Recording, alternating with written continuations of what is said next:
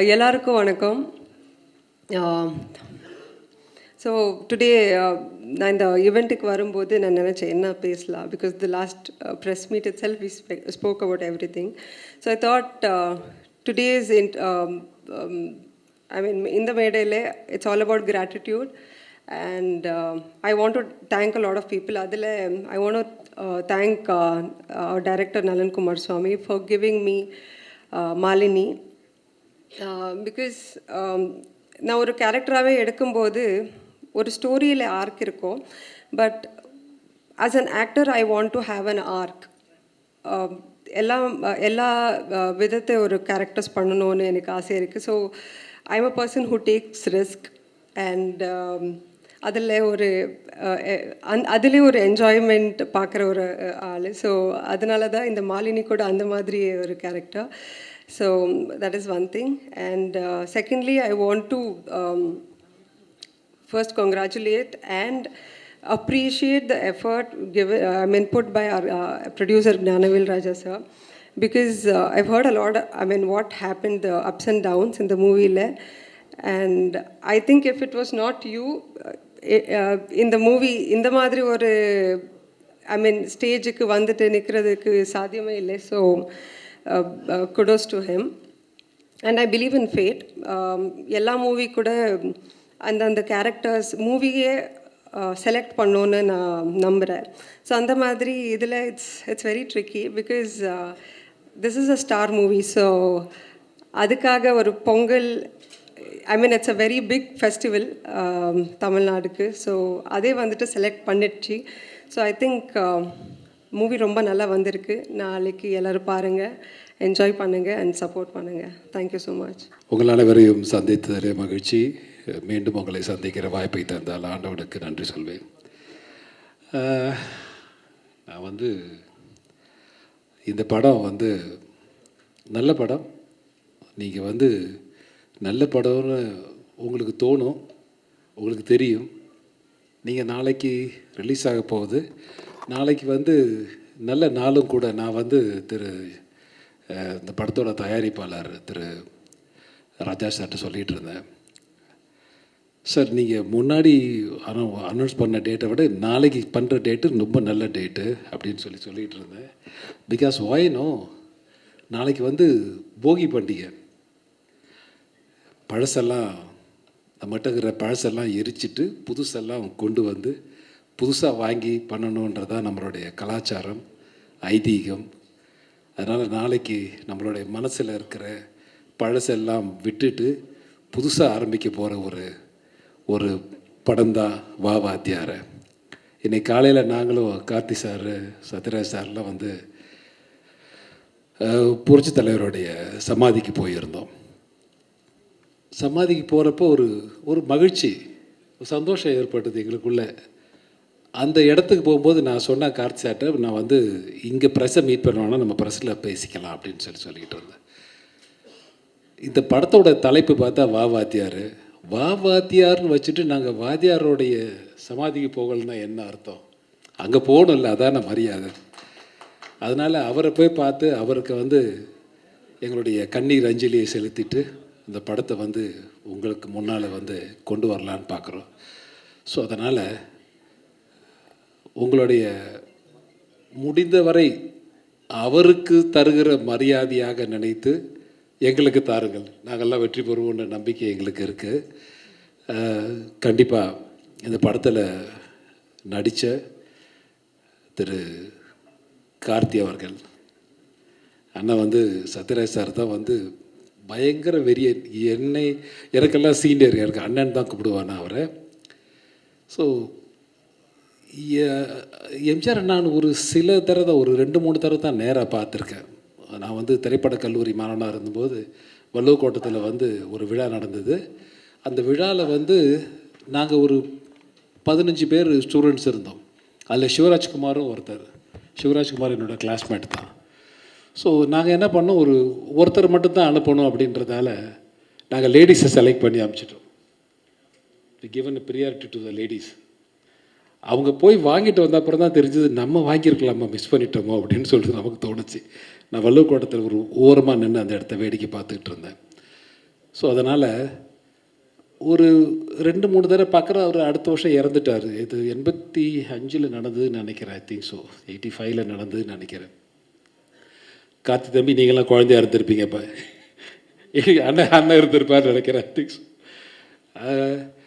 அதனால் ஒரு 2-3 தடவை பார்க்குற வாய்ப்பு கிடச்சிது.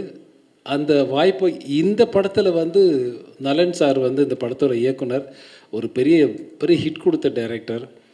இந்த கதையை வந்து நேரே பண்ணும்போது என்கிட்ட சொல்லும்போது ரொம்ப பிடிச்சிருந்தது. நீங்கள் சொல்ல வேணாம் சார், நான் பண்ணுறேன் அப்படின்னு சொல்லிட்டேன். இது நல்லா இருக்கும். இது நீங்கள் படம் பாருங்கள். நான் படத்தை ஃபுல்லாக சொல்லவில்லை, படம் பாருங்கள். போயிட்டு படம் பார்த்தா தான் உங்களுக்கு முழு கதை தெரியும். கார்த்தி சார் யார், சத்யராஜ் சார் யார், ஹீரோயின் யார், சுந்தர் சார் யார், இவங்க இந்த சத்யராஜ் சாருக்கு டாக்டராக பண்ணவங்க இவங்க யார். ஸோ இதெல்லாம் வந்து உங்களுக்கு படத்தில் தான் தெரியும். ஸோ அதனால் புரட்சியாளர் வந்து தலைவரை நீங்கள் மீண்டும் பார்க்க வேண்டும் என்று சொன்னால் இந்த படத்தை ஒரு தடவை பாருங்கள். அவருடைய நினைவுகள், அவரை மிஸ் பண்ண எல்லாருக்கும் அஃப்கோர்ஸ் நான் வந்து ஒரு சின்ன வேண்டுகோள் வச்சேன். இதை வந்து ரிலீஸ் பண்ணுறது வந்து ஒரு தேர்தலுக்கு முன்னாடி பண்ணுங்க அப்படின்னு சொல்லிட்டு. ஸோ அதனால் அது வந்து ரொம்ப நல்லா இருக்கும், நல்ல விஷயமா நல்லது நடக்கும்னு நான் நினைக்கிறேன். God's grace. அதனால் தேங்க்யூ வெரி மச். இந்த படத்தில் நடித்த ஆர்டிஸ்ட் பார்த்தா என்னுடைய அண்ணன் திரு சத்யராஜ் சார் இந்த விழாவுக்கு வர முடியாமல் இருந்தாலும் திரு ராஜ்கிரண் சார் அவர்கள், திரு ஹீரோயின் அவர்கள், இந்த பக்கம் கீர்த்தி ஷெட்டி தானே பேர், கீர்த்தி ஷெட்டி பேர் சொன்னார், கிருத்தி இல்லை, அவங்க 2 படம் பண்ணுறாங்க. 2 படமும் நான் தான் பண்ணுறேன். அவங்க எல்லைக்கேவும் நான் தான் பண்ணிகிட்ருக்கேன் அவங்களோட. ஸோ அதனால் இது வரைக்கும் நானும் கீர்த்தி தான். கிருத்தி ஷெட்டி இல்லை, தேங்க்யூ. கீர்த்தி ஷெட்டி ஆகட்டும் அல்லது உங்கள் ஷில்பா, ஓகே, ஷில்பாவாகட்டும், சுந்தராகட்டும், எல்லாருக்கும் என்னுடைய மனமார்ந்த நன்றியும் வணக்கமும். உங்களுக்கு எல்லாருக்கும் உங்களுடைய மாலை வணக்கம். உங்களுக்கு நல்லதுன்னு பட்டால் நல்லா எழுதுங்க அந்த படத்தை பற்றி. Thank you very much. தேங்க்யூ. வாத்தியாருக்கு எனக்கு இருக்கிற கனெக்ஷனை பற்றி பேசுகிறதுனா நிறையா பேச முடியும். ஒரு 1 hour ஆயிரும். வேறு விஷயம் அப்புறம் இந்த படத்தில் இருக்கிறவங்கள பற்றியே பேச முடியாது. அவ்வளவு இன்சிடெண்ட். அது தனியாக ஒரு கதை வச்சுக்கலாம். ஒரு 1 hour ஆகும். எனக்கு என்ன மகிழ்ச்சின்னா, இந்த படத்தினுடைய தயாரிப்பாளர் தம்பி ஞானவேல் ராஜா, அவங்க அப்பா வந்து என்னை விட பெரிய ரசிகர். ஒரு தடவை அப்பா சொன்னாருங்க, ஞானவேல், நம்ம இதுக்கு முன்னாடி என்ன படம்னா நோட்டா ஷூட்டிங் இப்போ சொன்னார் என்கிட்ட.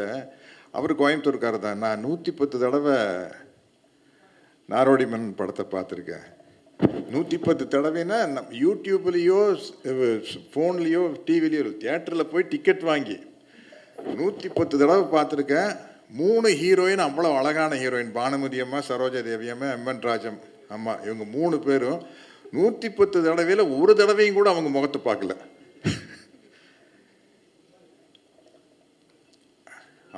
அப்படிப்பட்ட ஒரு தயாரிப்பாளருக்கு இந்த படம் அமைஞ்சது ரொம்ப கஷ்டம். கார்த்தி, உனக்கு வந்து ஃபஸ்ட்டு படமே ரொம்ப சேலஞ்சான படம் பருத்தி வீரன். ஏன்னா நீ டவுனில் பிறந்து வளர்ந்து அமெரிக்காவில் போய் படிச்சுட்டு வந்து பருத்தி வீரன் கேரக்டர் பண்ணுறதுங்கிறது ரொம்ப கஷ்டம். அந்த பாடி லாங்குவேஜ் எல்லாம் கொண்டு வந்து அசத்திட்ட. பட் அதை விட உனக்கு ரொம்ப ஒரு டஃப்பான விஷயம் வந்து இந்த வாவாத்தியார் தான். ஏன்னா அது வந்து தலைவர் பேராக இருக்கிறதுனால அதில் நடித்து பேர் வாங்குறது ரொம்ப கஷ்டம். அதை நீ பிரமாதமாக பண்ணியிருப்பேன். இந்த டீசரெல்லாம் பார்க்கல எனக்கு ரொம்ப மகிழ்ச்சியாக இருக்குது. மிகப்பெரிய வெற்றி அடையும். கிருத்தி ஷெட்டி, கரெக்டாக சொல்லிட்டுனா, ஷில்பா, எல்லோரும் வந்து நல்ல ஒரு ப்ராமிசிங் ஆர்டிஸ்டாக இருக்காங்க. தம்பி ஆனந்தராஜ், தம்பி சுந்தர், 2 பேர் பாருங்கள், என்ன ஏஜ் ஆனாலும் முடி கொட்டாமல் அப்படியே இருக்கிறாங்க. இல்லை, இந்த ஏஜில் அந்த அளவுக்கு பாருங்க. சுந்தருக்கு அப்படியே இருக்குது, அவருக்கு அப்படியே இருக்குதா. இந்த விக்குன்னு ஒன்று கண்டுபிடிக்கலன்னு வைக்கல. நாங்கெல்லாம் மணப்பாறை பாடு கட்டி பாய வர ஏறு போட்டிட்டு நாடு சத்யராஜ். நானும் கவுண்டமணி அண்ணன் பேசிக்கோம். கவுண்டமணி என்ன சொல்வார், சத்யராஜ் இந்த விக்குன்னு ஒன்று கண்டுபிடிக்காமல் இருந்தால் நம்ம என்ன செஞ்சுருப்போம், எங்கேயாச்சும் ஊரில் மாடு மேய்ச்சிட்டு இருந்திருப்போம் அப்படின்பா. அதுக்கு நம்மளுக்கு 1 2 3 எல்லாம் தெரியணுமில்ல. முதலாளி கேட்பான்ல, அப்போ இத்தனை மாடு ஓட்டிகிட்டு போனால் திருப்பி வரையில கணக்கு கரெக்டாக இருக்குதான்னு நம்மளுக்கு அப்படி காமெடியாக பேசிகிட்டு இருப்போம். அதனால் என்ன, இந்த படத்தில் நலன் வந்து இதை வந்து இந்த படத்தை வேறு மாதிரி டீல் பண்ணியிருக்கிறாரு. அதாவது தலைவர் பேர் வச்சுட்டு புரட்சி தலைவர் பேரில் எடுக்கிற படம் வந்து ஒரு பழைய மாதிரி இருந்துருமோ அப்படிங்கிறதே இல்லாமல் இன்னைக்கு மாடர்னாக நம்ம ஜென்சி கிட்ஸ்ன்னு சொல்கிறோம் இல்லையா, அவங்க ரசிக்கிற மாதிரி ஒரு படத்தை எடுத்துட்டாரு. இதில் நடந்த காமெடியான விஷயத்தை மட்டும் ஒன்று சொல்லிடுறேன். என்ன படம் வந்து டெஃபினட்டாக ஜெயிக்கும் அப்படிங்கிற நம்பிக்கை எனக்கு இருக்குது. நான் சினிமாவில் நடிக்க வந்தப்போ கிட்டத்தட்ட ஆச்சு, ஒரு 50 வருஷம் ஆச்சு. நான் 78 முதல் படம் வந்தது. பல்லு எனக்கு இப்போவே பெருசாக, அப்போ ரொம்ப பெருசாக இருக்கும். இப்போ கொஞ்சம் வயசானங்காட்டி அப்படியே அந்த முகத்து சதையெல்லாம் இறங்கல, மேல் உதடும் கொஞ்சம் இறங்கி பல்ல மூடிட்டு இருக்குது. இல்லாட்டி அப்பெல்லாம் இந்த அளவுக்கு இருக்கும். போய் சிவகுமார் அண்ணா கிட்ட தான், அப்பாக்கிட்ட தான் போய், அண்ணா பல்லு ரொம்ப பெருசாக இருக்குன்னு என்னென்ன பண்ணுறது அப்படின்னா, இது கோயம்புத்தூர்லேருந்து கிளம்பிலே இதெல்லாம் யோசிச்சு வர வேண்டாமா இங்கே வந்து சொன்னேன். அதே பல்லு தான் கோயம்புத்தூர் இருக்கும்போது இருந்த அளவுக்கு தான் பல்லு இங்கேயும் இருக்குது. அண்ணா இதுக்கு ஏதாச்சும் ஒரு வழி சொல்லுங்கண்ணா அப்படின்னா, மந்த வழியில் ஒரு டாக்டர் பேர் சொல்லி அங்கே போய் கொஞ்சம் பல்ல ஃபைல் பண்ணி ராவிடுங்க அப்படின்னார். அங்கே போய் டாக்டர்கிட்ட போய் உட்காந்தாச்சு. காட்டுங்க, எல்லாம் காட்டி அந்த ஒரு சின்ன சக்கரை நமக்குறோம் இங்கே பல்ல வச்சு தேய்க்கிறாரு. முன்னாடி பவுடராக கொட்டுது.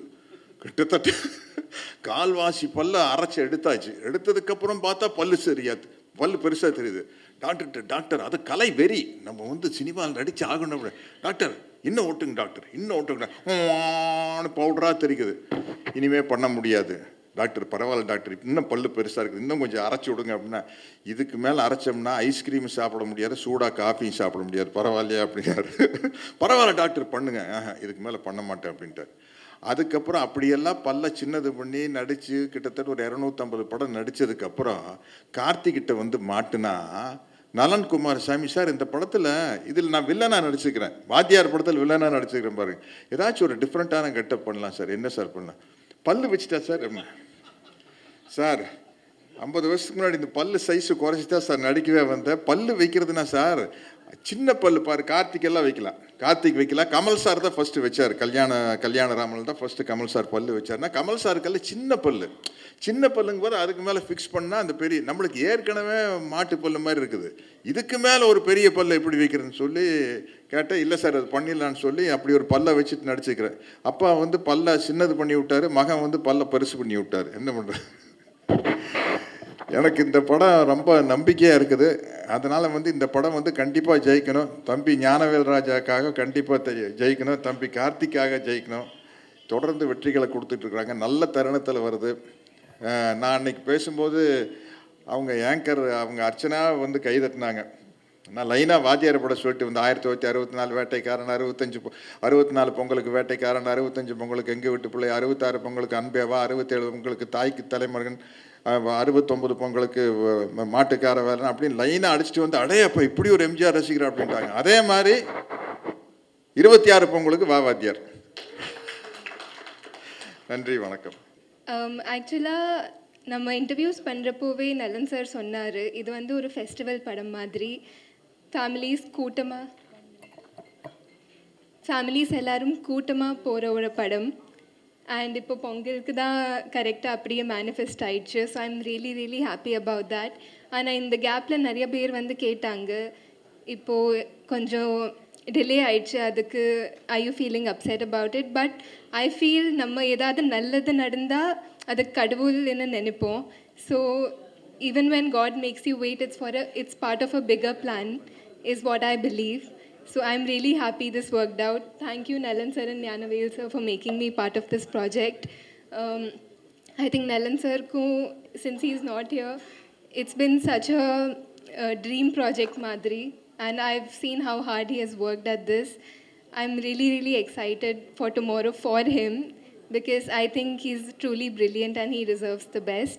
And Karthi sir, na Karthi sir periya fan ellarukkum theriyum. But I think after meeting him, I became an even bigger fan. So in the Vaatiyar recreate pandrathu, I think no one could have done it better, because I think your personal goodness and positivity flows into your characters. And Vaatiyar kirkir and the goodness, you have it naturally. And I've learned so much from you off screen about your dedication, how you always come on time.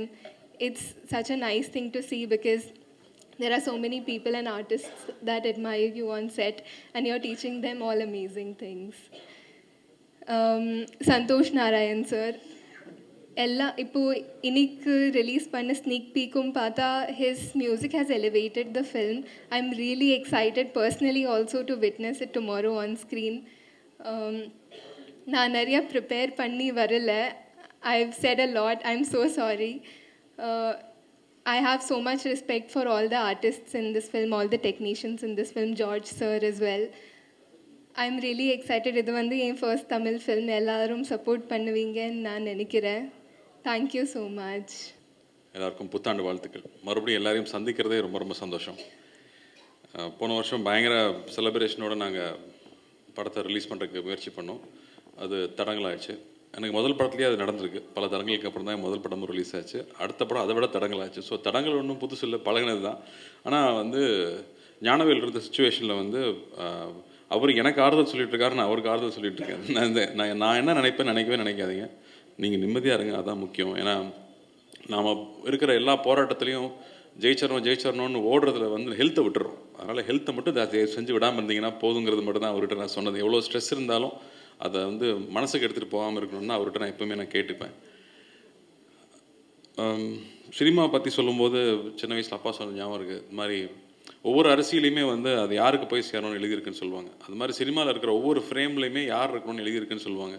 ஏன்னா அவங்க படம் நடித்து முடிச்சிட்டா கூட கடைசியில் தியேட்டரில் வருவோமான்னு தெரியாது, அது கடைசியில் காணாமல் போயிடும்னு சொல்லுவாங்க. ஸோ அப்படி ஏற்கனவே நிறையா விஷயங்கள் நிர்ணயிக்கப்பட்டிருக்கு. ஸோ ஒரு நல்ல கதை, அதுக்கு தேவையான ஒரு டைரக்டரையும் தயாரிப்பாளரையும் நடிகர்களையும் தொழில்நுட்ப கலைஞர்களையும் அதுவே முடிவு பண்ணிக்கும்னு சொல்லுவாங்க. அது மாதிரி அது ஒரு லொக்கேஷன் அமையும் போதும் சரி, நிறைய சீனியர்ஸ் இந்த வார்த்தையை சொல்லிகிட்டே இருப்பாங்க. அதுக்கு தேவையான விஷயத்தை அதுவே அமைச்சுக்கோன்னு சொல்லிகிட்டே இருப்பாங்க. அதை நம்பினோம்னா நம்ம இன்னும் கொஞ்சம் நிம்மதியாக இருக்கலாம். இல்லைனா இந்த மாதிரி தாமதங்கள் வரும்போது ரொம்ப பதட்டம் அடையும், ஏன் வருதுன்னு நம்ம நினச்சிட்டே இருப்போம். பட் அதை நம்பும்போது நிச்சயமாக அது ஒரு பிளான் பண்ணி அது இப்போ தான் வரணும்னு நினச்சி வருது அப்படிங்கிறது புரிஞ்சுக்கிட்டோம்னா நாம் வந்து கவலை இல்லாமல் நம்ம கையில் இல்லாத ஒரு விஷயத்துக்காக நம்ம வருத்தப்படாமல் நிம்மதியாக இருக்க முடியும். அந்த வகையில் இந்த படம் ஒரு பெரிய தாமதத்துக்கு அப்புறம் பெரிய போராட்டத்துக்கு அப்புறமா இன்றைக்கி வந்து சேர்ந்துருக்கு. ஞானவேல் சொன்ன மாதிரியே நானும் நிறைய பேருக்கு ரொம்ப நன்றி கடன்பட்டிருக்கேன். முக்கியமாக அண்ணாக்கு அவ்வளோ பெரிய சப்போர்ட்டாக இருந்து இந்த படம் ரிலீஸ் ஆகிறதுக்கு பெரிய உதவியாக இருந்திருக்காரு. அதே மாதிரி ஃபினான்ஷியர்ஸ், டிஸ்ட்ரிபியூட்டர்ஸ், எக்ஸிபிட்டர்ஸ், நிறையா டெக்னீஷியன்ஸ். ஏன்னா வந்து ரிலீஸ் நெருங்க வந்து எல்லாருமே டபுள் த டைம், ஒரு 48 hours 50 hours வந்து தூங்காமல் வேலை செய்ய வேண்டியது இருந்துச்சு அந்த படத்தை கொண்டு வந்து சேர்க்கறதுக்கு. ஸோ எல்லா தொழில்நுட்ப கலைஞர்களுக்கும் இந்த டைமில் நான் என்னோடய நன்றியை தெரிவிச்சுக்கிறேன். நலன் ஏன் இங்கே இல்லைன்னு கேட்டிங்கன்னா, அவர் திருவண்ணாமலையில் கோயில் சாமி கும்பிட்டுருக்காரு. நல்லபடியாக எந்த தடங்களும் இல்லாமல் படம் ரிலீஸ் ஆகி வெற்றி பெறணுங்கிறதுக்காக ஒரு கோயிலில் உட்காந்துருக்காரு. அண்டு நலன் வந்து எல்லாருக்குமே ரொம்ப பிடிச்ச டைரக்டராக இருக்கார். ஆர்டிஸ்ட்க்கு மட்டும் இல்லை, டைரக்டர்ஸ்க்கே பிடிச்ச ஒரு டைரக்டராக இருக்கார். அவர் இந்த கான்செப்ட் கொண்டு வரும்போது நான் ஆடியோ ஃபங்க்ஷனே பேசியிருந்தேன். ரொம்ப பயமாக இருந்துச்சு, இந்த கேரக்டர் எடுத்து பண்ணுறதுக்கு வந்து ஒரு தனி ட்ரைனிங் வேணும். ஆனால் வந்து இதுக்கு நான் வரும்போதும் ட்ரைனிங் எடுத்துகிட்டு வரல, வந்து கற்றுக்கிட்டு தான் எல்லாமே. பட் பண்ணுறதை சின்சியராக பண்ணணும், எவ்வளோ பெஸ்ட்டாக பண்ண முடியும்னு ஒவ்வொரு நாளும் அதுக்கான ஹோம்ஒர்க் பண்ணி அவருடைய படங்களை திரும்ப பார்த்து, அவரோட க்ளோஸ்அப்ஸை திரும்ப பார்த்து அதை எப்படி கொண்டு வரலாம். ஏன்னா என் முகத்தை என்னாலே கொஞ்ச நேரம் பார்க்கவே முடியாது. அதில் அவர் முகத்தை கொண்டு பொருத்தணும்னா எப்படி பொறுத்துறதுன்றது ரொம்ப பயமாக இருந்துச்சு. பட் நலன் மாதிரி ஒரு டெக்னீஷியன், ஜார்ஜ் மாதிரி ஒரு கேமராமேன் இருக்கும்போது, வெற்றி மாதிரி எடிட்டர்ஸ் இருக்கும்போது அவங்களோட சப்போர்ட்டில் அதை ப்ரெசென்ட் பண்ண முடியும்னு நம்பிக்கை வந்துச்சு. ஸோ ஃபஸ்ட்டு ஒரு சீன் டெஸ்ட் ஷூட் பண்ணி பார்த்ததுக்கப்புறமா தான் ஓகே இந்த வழியில் போயிடலான்னு நினச்சி தைரியமாக கொண்டு வந்தோம். ஆனால் அதுக்கப்புறமா சந்தோஷ் நாராயணனோட இசை டெஃபினட்டாக அது இன்னும் மேலே எடுத்துகிட்டு போயிருக்குன்னு சொல்லலாம். ஏன்னா நலன் யோசிக்கும் போது சொன்னார், ஒரு சூப்பர் ஹீரோ ஃபில்ம் மாதிரி ஒன்று பண்ணணும், ஒரு என்டர்டெய்னிங்கான ஃபில்ம், ஒரு கமர்ஷியல் ஃபில்ம் பண்ணணும், ஆனால் அது வந்து மாடர்னாக இருக்கணும். அதுக்கு சூப்பர் ஹீரோ கேரக்டருக்கு எங்கே போகிறதுனா அது எப்பவுமே சூப்பர்மேன் பேட்மேனாக இருக்கணும்னு அவசியம் இல்லை, கற்பனை கேரக்டராக இருக்கணும்னு அவசியம் இல்லை. நம்ம சொசைட்டிலேயே வந்து சூப்பர் ஹீரோஸ் இருந்திருக்காங்க. எம்ஜிஆர் அவர்கள் பார்த்தா அவர் ரியல் லைஃப்லேயும் சரி ஸ்க்ரீன்லேயும் சரி ஒரு மாஸ் ஹீரோவாகவே இருந்திருக்காரு. அவ்வளோ விஷயங்கள் வந்து எதிர்பார்க்க முடியாத விஷயங்கள், மனிதநேயம் மிக்க விஷயங்கள் பண்ணிகிட்டே இருந்திருக்காரு. அவர் ஏன் திரும்ப வரக்கூடாது அப்படின்னு அவர் யோசித்து கொண்டு வந்தது. அவர் தைரியமாக யோசிச்சிட்டாரு. ஆனால் எக்ஸிக்யூட் பண்ணுறது அவ்வளோ சிம்பிளாக இல்லை, அது பெரிய விஷயமா இருந்துச்சு.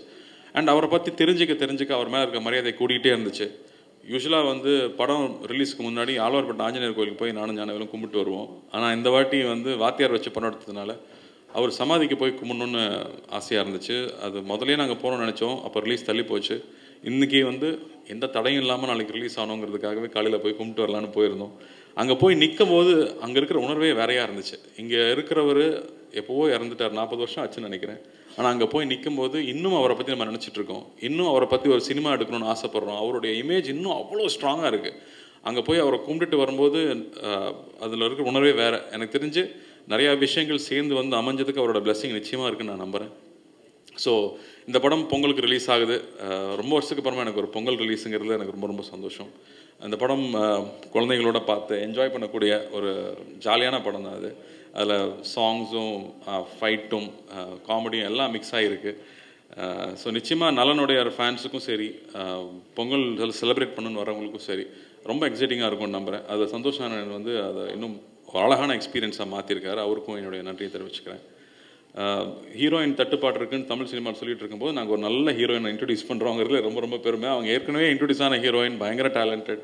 ஒவ்வொரு கேரக்டர் பண்ணும்போது அவ்வளோ ஹோம் ஒர்க் பண்ணி வந்து ஒர்க் பண்ணுறாங்க. ஸோ அந்த மாதிரி சின்சியராக இருக்கிறவங்க பார்த்தாலே ரொம்ப ரொம்ப பிடிக்கும். ஏன்னா ஒர்க்குக்கு வரும்போது அதை என்ஜாய் பண்ணி பண்ணுறவங்க இருக்கும்போது தான் அந்த சீன் இன்னும் டெவலப் ஆகிட்டே இருக்கும். ஸோ அவங்களுக்கு என்னோடய வாழ்த்துக்கள். இந்த படம் அவங்களும் ரொம்ப நாளாக வெயிட்டிங், ஒரு படம் ரிலீஸ் ஆகிறதுக்காக ரொம்ப நாளாக வெயிட்டிங்.